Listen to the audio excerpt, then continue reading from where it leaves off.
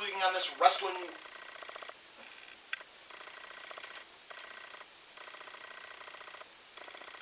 Thank you for clicking on this video. For Rank the Movies, we are still talking Royal Rumbles this month. And this month we are going forward in time from 1991 to 1994. We are at the Providence Civic Center in Providence, Rhode Island, with the dulcet tones of Vincent Kennedy McMahon. That's right, we're at that era of wrestling. And the $1 Million Man, Ted DiBiase. Again, I love Ted DiBiase. He isn't the best color guy in the business, but it's fun. It's fun to hear him do a show. This was after he had to retire due to an injury he suffered in Japan, and this is him getting back into the WWF. So this was his return to do commentary. So, like I said, so 92 and 93 both happened. 1992, the world title was put up, and Ric Flair won the Rumble. It's a great Rumble. A lot of people love talking about it. I just decided not to do that Rumble. Because I'm already doing the 2001 Rumble, and that's another one people love to talk about, because that's a great Rumble. And then we have the weirdest ending up until this point of any Rumble in 1993, where Randy Savage goes to pin Yokozuna in the Royal Rumble, and Yokozuna kicks out and flies him over the top rope to win. It's a ridiculous ending, and let me tell you, Randy Savage is not good at Royal Rumbling. The man eliminated him. He's only in a couple of these Rumbles. He eliminates himself in 92. I believe it's 92, he accidentally eliminates himself, and then they have to let him back in the ring because he's part of the final. Then in 93, he goes for a cover, and he gets pressed out of the ring, which was the ending, but it still looks really, really bad. And in this one, he again is going to jump out of the ring to attack his enemy. Because Randy Savage is brilliant. I love Randy Savage. He's a great wrestler. He's not brilliant in Royal Rumbles. Alright, so this Royal Rumble opens up with what was supposed to be Ludwig Borga versus Tatanka. Ludwig Borga got injured, couldn't make the show, and was taken off of TV and replaced with Bam Bam Bigelow. So it's Bam Bam Bigelow versus Tatanka, and we'd never see Ludwig Borga again. He was a big name for like 3 months, and you never heard from him again.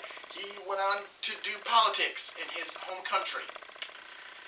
That's what I know.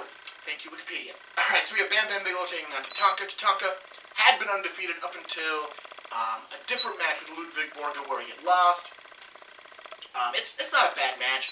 It's Bam Bam Tatanka. They're good workers. They know what they're doing in the ring. It's sad that neither of them really got a push after this or any point in their careers. And it's just it's not a bad match. It's not a great match. Tatanka wins. We then move on to the World Tag Team title match, as the champions, the Quebecers, featuring not the Mountie,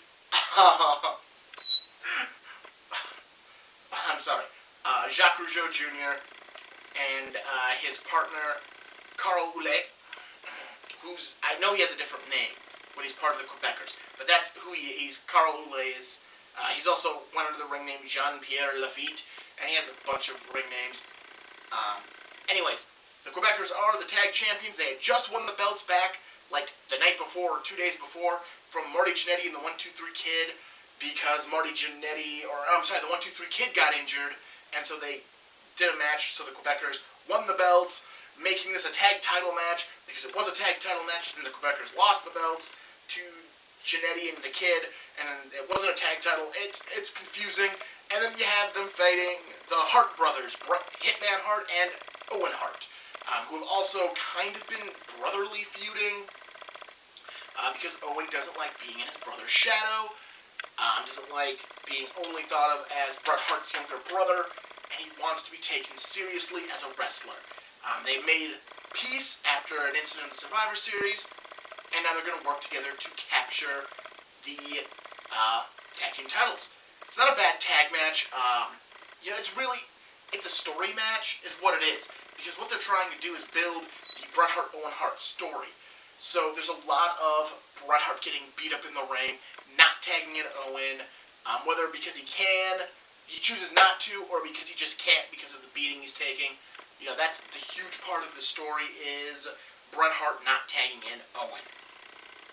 Eventually, the Harts lose the match. Bret ends up with a hurt leg, and Owen kicks it out from under him and storms off because Bret had just ruined his opportunity to become a tag champion, something Bret Hart had already done. So that's how that match ends. So it's just really to get us closer to the WrestleMania 10 match that they will have in a few months, and that's all she wrote. Next up, we have Irwin R. Shyster, better known as IRS or Mike Rotunda, taking on Razor Ramon for the Intercontinental title. So I was watching this pay-per-view with my roommate. He happened to be home, and I was watching it to prepare to do this video, just so I could refresh myself on kind of what happened, the highlights of this event. So Shawn Michaels shows up at the end of this match, and it's not a bad match. IRS and Razor Ramon are both very good wrestlers, and they put on a good match. Because this is before Scott Hall's wrestling ability started to suffer because of his drug and alcohol abuse, and he could still put on great matches consistently. And Mike Rotunda always was a good wrestler. He could always put on great matches fairly consistently. So the match ends with Shawn Michaels, who also claims to be the Intercontinental Champion and has his own Intercontinental title, because for some reason he carried this around for months before him and Razor had a match, because that's WrestleMania 10, and he's been doing this shtick since November. Why? Why wait that long? I honestly always believed that it was just a build to WrestleMania with the two belts, but nope, here it is. We're at the Royal Rumble, and Shawn comes in, blasts Razor with his Intercontinental title, leaves behind IRS, wins the match, wins the belt. Another referee shows up, tells the first referee who had been knocked out, so he couldn't see Shawn's interference, what had happened, sees the two Intercontinental titles, and for some reason restarts the match. Razor Ramon hits the Razor's Edge and pins IRS and becomes and is still Intercontinental Champion. So basically, IRS gets screwed out of actually being known as the Intercontinental Champion. It's one of those booking decisions that make no sense, because we see it even today in wrestling, where something weird happens, and the title changes hands, and it doesn't matter, the referee's decision is final, and the referee already called for the bell, and then, they might have a rematch where Ramon would win the belt back. Raw was already a thing. They could have had a match on Raw the next night, and just had Ramon win the belt back. But no, they did it this way, and it's just weird, because it favors the face. That brings us to our world title match. This is kind of a short pay-per-view, to be perfectly honest. And that is The Undertaker taking on Yokozuna in a casket match. This is one of the reasons I picked this pay-per-view. One of the other reasons, the Rumble match itself. So this is a casket match. Undertaker, Yokozuna, the objective is to put your opponent inside of a casket and then shut the lid. And that's how you win. Simple, simple. So, the match ends. Yokozuna's a huge guy, so there's not a lot he can do in the ring. But he can put on good short matches. So after the good short match is done, The Undertaker's about to win, and he's jumped by some allies of Yokozuna. He beats them up. Then more heels show up. Then more heels show up. Then more heels show up. There's a dozen heels by the end of this thing who are attacking The Undertaker. It is 12-on-1 counting Yokozuna. They beat up The Undertaker and shove him into the casket. That's right, Yokozuna could only win with the help of 11 other men. Yeah, that is ridiculous booking right there. So they put Undertaker in the casket, they wheel him off, and the casket begins glowing. And all of a sudden, The Undertaker appears on the big screen, says he will never rest in peace, and then ascends into the sky in a really bad dummy. That smoke and darkness does not save the fact that this is a bad dummy. It is a ridiculous ending to this match, and one that lives on in history. Seriously, if you can't fathom what I've just said about 12 men beating up The Undertaker, and then the whole thing at the end with him ascending, because he had to go out for surgery, and this was their best idea to write him out. Please look up that match and look up that clip. It's a good time. That brings us to the Royal Rumble match itself. This one really has no, like, weird entrances in it. It's kind of like the 91.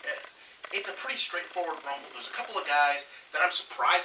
Greg the Hammer Valentine was a classic 70s and 80s wrestler who I did not realize hung around in the WWF until 94, because he's in this Rumble.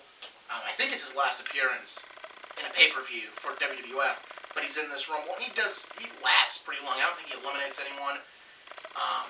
This one also has, so in the 91 Rumble, I didn't talk about it, Randy Savage was supposed to be in this Rumble. Again, he was injured, so he just didn't show up. They wrote it off as he left with Sergeant Slaughter to celebrate the win. And this one, Bastion Booger, a wrestler whose gimmick was he's fat and disgusting. Yeah. A1 gimmick. Didn't show up because he had food poisoning. Yep.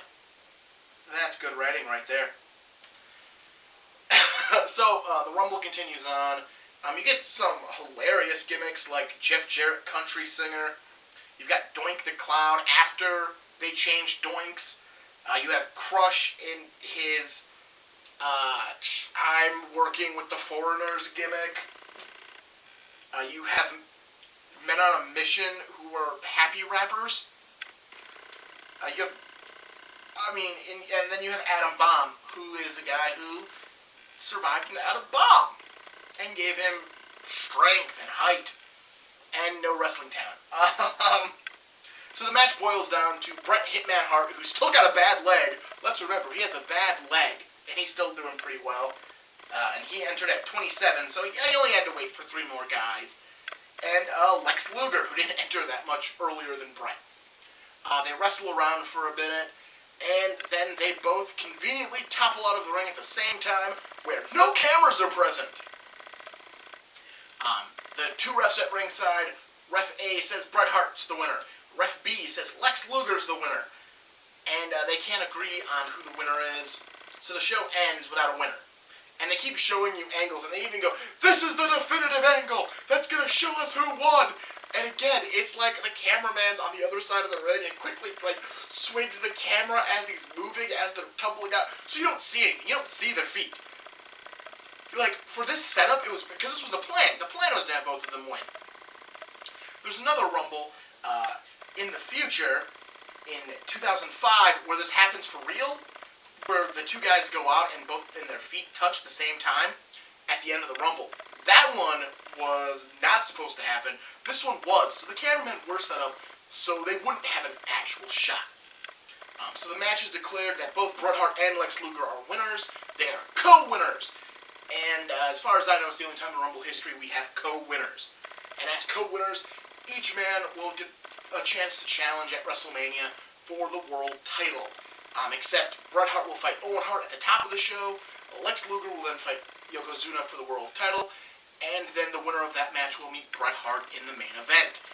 So, guess how WrestleMania ends? Bret Hart wins the world title because Lex Luger was given the match in the middle of the show. That was not a good sign for him.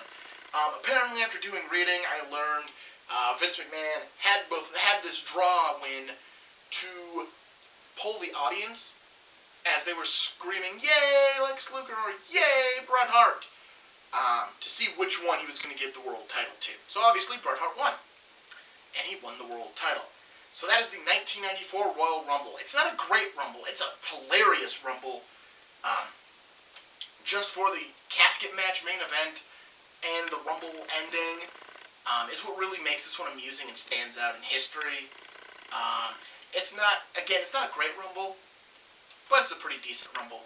So tune in next week. I'll be going a few years into the future to 1997, right before the Attitude Era starts, and I'll be talking about that Rumble. Again, subscribe if you want to make sure you don't miss that. Like this video, leave a comment if you have something to say. Otherwise, I will see you next week.